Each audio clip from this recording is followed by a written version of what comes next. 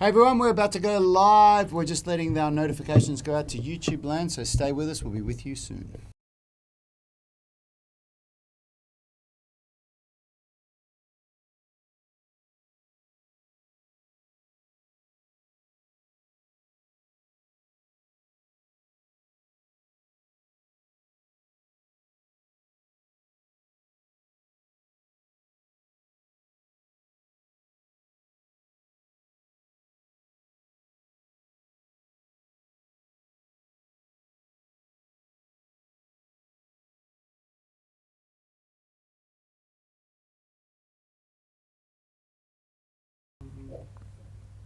So you want to know how to get out of your orthotics, or you want to know if you're going to get into orthotics, how do you get out of them eventually? Well, in this episode, we're going to discuss an orthotics exit strategy, which is critical for you if you are wearing orthotics now or considering to get them. Now, make sure you stick around to the end because we're going to talk about some of the biggest mistakes that people make that get them into orthotics in the first place. All that and more coming up. We are the gym that teaches people how to move instead of just exercise because we believe that health is about performance, not just body image. Hey everyone, in case we haven't met, my name is Rad Burmeister. I am the co-founder of Unity Gym and the co-creator, tongue-tied there, of the Unified Movement System, also known as the UMS, where we take driven people and turn them into superhumans. And the reason why we get such amazing results with our clients is because we've created a program with a balance between strength and flexibility. If you want to know how we do that, the best way to get started is to download our free flexibility blueprint. There's a link in the description here. And as always, I'm joined by Phil White, our resident physiotherapist. How you doing, Phil? Yep, very well today. I had a pretty intense beach volleyball training session yesterday and found that I've just woken up with the stiffest neck ever. So if I Phil's am doing these ones, doing yeah. robots to talk today, that's why. No, you're So I allowed should to look at the probably- camera today. I won't take yeah, it as a sign so I of should rudeness. Probably do some eccentric neck training and because it's a diving where you just land and your neck jars. So train for that. Yeah, So. good times. Good times. All right. So today the key insight is the importance of having an orthotics exit strategy, which is something that a lot of people don't understand and don't have. We've been talking about orthotics a lot this week, and today it's all about how do you get out of them. So what we want to, the first discussion point for today is really just don't give up on your body. Don't look at orthotics as a death sentence. Don't think, okay, I'm in orthotics and that's it. You know, I'm going to be some dude that has to, or dudette that has to wear orthotics for the rest of my life now. Dudette. Yeah. Yeah, I like it. Yeah, I just think that's like a really important thing to keep in mind, because I think that, again, I've gone over this a few times this week, but for some reason people just treat the feet like it's different from the rest of the body. Like we wouldn't be satisfied if we had to use an arm cast or a knee brace for the rest of your life, because it does have some limitations, bring up some limitations, and it really, might affect what kind of shoes you wear, and also it's a really quite a large ongoing cost if you are getting custom-made ones year after year. Now, we've talked about times when it's really important that you, keep using them, and if you've worked with a podiatrist and they've had a really good two-way conversation where you've been laid out with the options and you've decided it's the right thing for you, that's fine. But I feel like for so many people, they go in and then they don't, have the options explained to them, and they don't think to question, and so then they just sign up for a lifetime of paying a lot and being quite limited when they don't have the shoes that are going to fit their orthotics. So yeah, absolutely. And you're right. It is something that you can relate it to the whole body, but the feet, and I'd even say, I mean, we're not talking about the hands today, but I'd even say a lot of the time the hands. When you look at a lot of gym goers, they're grabbing onto weights and they're lifting, so they are training their grip, but they're usually training the biceps and the triceps and all the muscles up there, but not so much work on things like pronation and supination and training the wrists properly. And the feet are probably even worse. Like if you never even take your foot out of shoes to train in, and you're never doing any of the exercises that we've demonstrated this week, then you're really letting your feet just sort of fall asleep. Yeah, and I think when this is so important, and because there's probably some people who are watching and thinking I have orthotics, it's not a big deal for me. I don't even think about it. I just have it in my shoes, and I don't mind coughing up this money every couple of years because it makes me feel better.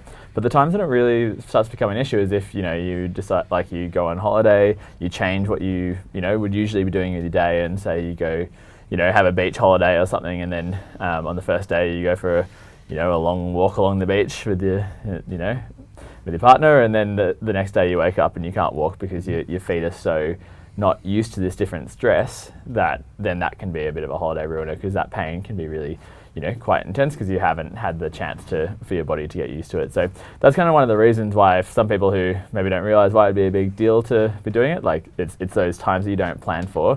You want your body to be able to handle whatever you throw at it. So. Yeah, absolutely. And yeah, it's something that, what's going on with that static up there? It's, I think Yanni's doing some. And it's so, we're naturally designed to have healthy feet. This is something that a lot of people don't understand. People are, they think that our bodies are like destined to be in this broken way where we need orthotics and we need all these, assisted ways to squat and do whatever. And it's just not the case. Our bodies are designed to work beautifully on their own. And if you have gotten to that place where you do need help like orthotics, then we definitely think that you need an exit strategy. So what we're going to do now, we're going to get out on the gym floor and we're going to demonstrate Yanni's favourite foot strengthening exercises. Yesterday we demonstrated mine. So Phil, you got the mic there? I got the mic. So we'll guys, if you've just tuned in, please hit the like button and leave a comment with your name and where you're watching from. Yeah, and we've been getting a bit of quite a few comments that are suggesting that people are keen for the pull-ups as a topic for next week, and so give us your thoughts. Tell us what you want to know a bit more about, and we can make our plan. Yeah. So the first one. So the first one we're doing. Don't worry, Rad's not using this as part of. You don't need 100 kilos on a bar here to be doing these exercises. What we're doing is you just need a wall, so a bit more simple. And Rad, do you want to? Yeah, I'm basically just doing dorsiflexion here. So what I'm doing is I'm standing on the ground and then I'm pulling my toes up as hard as I can and then going down slowly, eccentrically. Up hard, down slow. What I'm watching for is to try and get a straight line from my shoulders to my heels. So if I do this or anything that makes it a bit easier, I'm not going to feel it as much. The closer my feet are to the wall, the easier that is. So if you're somebody that's not too strong yet, you can do it here. And if you're somebody that's a lot stronger, of course, you can go out here. So dorsiflexion is that pulling your feet up, you're bringing your toes, but then also your whole foot up. And why that exercise is so good for, related to orthotics is the muscle that does that is called your tibialis anterior. Now your tibialis anterior goes down the front of your shin and attaches into the top of your foot here. And its job is actually to help sort of maintain the arch in your foot while you're walking as well. So building strength through that muscle is going to be really good for building that arch, which is why so many people end up getting orthotics, because they have weak muscles. Weak those muscles. So we'll go to the next one, and just the calf raise. So it's just getting. So we've been training dorsiflexion in that other movement, and now we're doing plantar flexion. So that's the pointing of your toes. Now you can see he's doing it on a step here, so he's going through more range. If this is, if that's too challenging for you to start off with, you can start with just on flat ground and then moving on to a step to make it more range. And then the last one. The last one here is he's going down onto a bent knee here. And the reason for that is when you look at your calf muscles here, the two big ones over the top that have the big bulk up here, that's your gastrocs. That goes over your knee joint and your ankle joint. So when I'm doing a calf raise in standing, that's going to be using more of your gastroc. When you go into that bent knee, now I've taken the slack off the muscle, as in because if it crosses over the knee joint, when it's extended, it's going to be stretched out. When it's bent, that's no longer stretched. So you've got a little bit less activity through your gastrocs as you're going up and down. So your soleus, which is sort of a bit further down your leg, really important muscle, it's going to be doing more work in that squatting position. If that position that's like a really good bang for your buck, getting into that mobility and strengthening through there, might be a bit challenging for some people. So you can always do like a seated, we'll use seated here. So seated, so the knees bent, doing calf raises, and then if you have external weight, adding that on. You can use a backpack or books at home or something if you don't have weights. But just in case you don't quite have the mobility to do that, but definitely encourage you to give it a go if you can. For sure. So it's always good to kill those two birds with one stone when you're training. So we'll head back inside now. So guys, those are some of Yanni's favourite exercises, and they're like a staple sort of gym training couple of exercises. A lot of people know the calf raises, but they don't know those dorsiflexion raises. A lot of people don't think about training the foot in that way, but it's just the same as training the bicep and the tricep. It's the idea of training the antagonist muscle to, the main movement that most people are. Yeah, training. and so again, we did talk about structure and function of the foot a bit earlier in the week, but just to give a bit of an overview again, you've got a whole lot of bones in your foot. You've got plenty of muscles and ligaments and everything attaching together. Underneath the foot, you've got your plantar fascia, which probably people have heard of if they've ever had plantar heel pain, which people often call plantar fasciitis.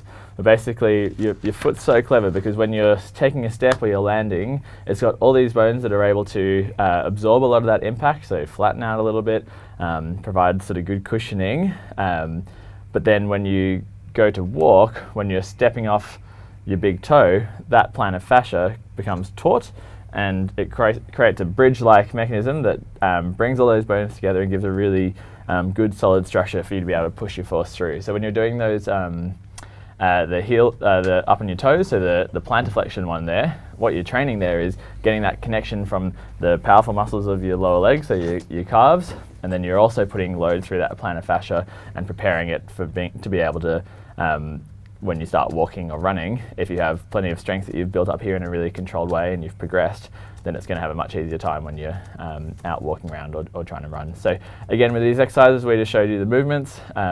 In terms of sets and reps, it's going to be so dependent on what you're used to. So for someone who hasn't spent much time training without shoes on, then you're going to start nice and low key. Give yourself plenty of time with this every, at least sort of second day to give yourself time to recover. And then you just want to build it up slowly. Use that 24-hour pain if it's like really intense. If you've done, 10 sets of these exercises, it feels pretty easy at the time, but the next day you're like, whoa, everything hurts, then back it off a bit, just start out slow and build it up from there. Yeah, absolutely. So guys, we're going to get into the some of the questions and comments that we've had over the last 24 hours. Just before we do, I just want to, there's one other thing that I think is because we're talking about exit strategy here, it's got to be, pretty self-directed in terms of what you're planning on doing. And I think there's just quite a good analogy that can be useful for when you're thinking about how you're building up load. And so with any part of your body, you're looking at the load you're putting through it, so the total amount of stress you're putting through it over the course of a day. So that might be, getting out of bed, walking to work, doing training. All of these things are creating load. Different types of shoes will put more load through structures than others.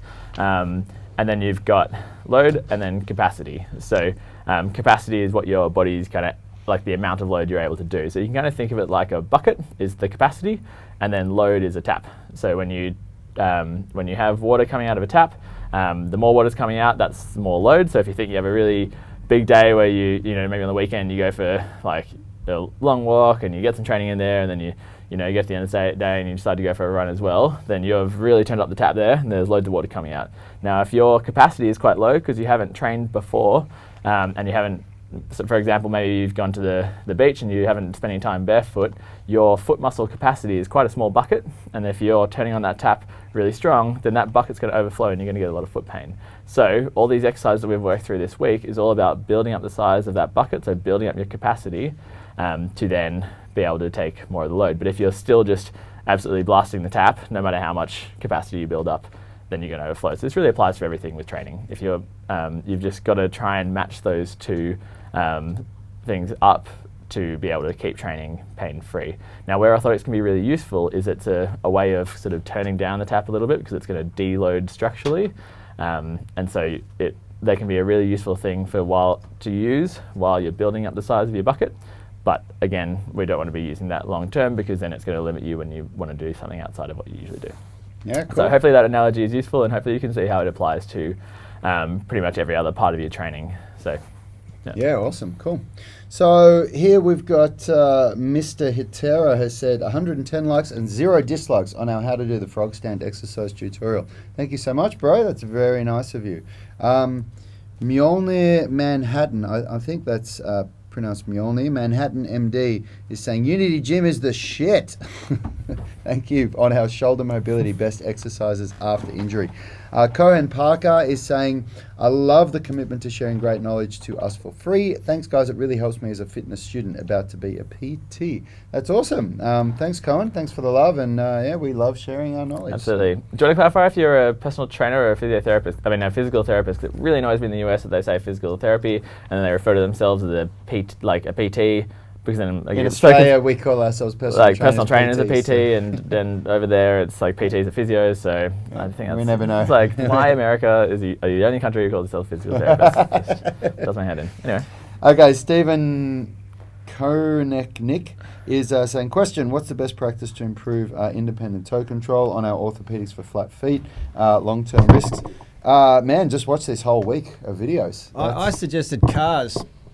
Oh, Yanni's saying cars. Controlled articular rotations. Yeah, you could do controlled articular rotations. And I did a shameful plug and linked in our mobility master Right. class because that is on sale today. So there's something. Richie, do you want to go back to the gimbal camera quickly, or have you packed it away? Don't worry about it. Is the other camera still linked? Can you just switch over to it and film me without the gimbal, or is it turned off? If you give me 2 seconds, I can redo it. Yep, so we'll just go to the next question, then we'll come back to that. Next question. So, Joseph Liang is saying these exercises look really amazing on the how to increase thoracic mobility, 5 best exercises. And JJ Malvarez is saying, yes, please do a pull-up special. Thank you. So this week's been Phil's week to shine. I'm going to be shining next week on the pull-up special. Okay, Richie's ready to go with the camera, so let's have a look at this. I'm just going to go right here. I'm going to go out of the viewport. So film my feet. Now what you're going to do when you do cars, controlled articular rotations for the feet, if you look at my right foot, I'm going to try and lift the big toe without lifting the other 4 toes, and then I'm going to try and lift the other 4 toes without lifting the big toe. Big toe, all the rest of the toes. And I'm not very good at this. There's people out there that put me to shame, but if you looked at me 6 months ago when I first started doing it, I couldn't do that to save my life. So you can definitely improve. You've got to work on it. When I do cars, I don't do it every day, but when I do 5 reps of each of those on each foot. Yeah, and Stephen, I'd be interested to know what your aim is with that. Like, what's the goal with getting your toe control going? Yep. Yeah, cool. Yeah. Cool, that's it, guys. That's another week wrapped up. Did we talk about the top one, the big one, or are we going to leave that? You want to do it? You can go for it. Yeah, we just got quite a long question here from Mark, and I won't read the whole thing, but he's talking about he had quite he threw a punch in a boxing match, and he's got a lot of acute pain, and he's asking us, and it's been a week and it's still really painful, and he's asking us the best way to go forward. I'd say with this, it's kind of too much to go into for a show like this, and also we can't give medical advice or over the internet without having looked at you at all. So just make sure, Mark, if you haven't gone and seen someone about it, go and see someone. That's the best way to absolutely, go forward. Get diagnosed. Don't look for advice with an issue like that through internet videos. Yeah. We love like the general questions and ideas about how to go forward with your rehab. But if you haven't had something diagnosed and looked at, then make sure you ask any professional. Yeah. Cool, man. All right, that's it. That's all we've got time for today. Next week, we're going to be doing a whole week on pull-ups, on how to go from 0 pull-ups to 1 pull-up, and also how to improve your pull-ups if you can do 1 or 2, but you're not getting any better. So tune in for that, because that's going to be a really, really good week. Have a great weekend, everyone. See you soon. Health is about performance, not just body image. You better be willing to accept what you're going to have to do to get there. We'll start focusing on movement goals, strength goals, flexibility goals. When you nail that skill, that's there forever. The body image goal doesn't get you that It's far. the consistency and frequency that's going to get you there. It's not the intensity. There's no shortcuts to mastery and movement. Destination doesn't change overnight, but your direction will. The gym is not the place to beat up the body that you hate. It's the place to build the body that you love. We are the gym that teaches people how to move instead of just exercise, because we believe that health is about performance, not just body image.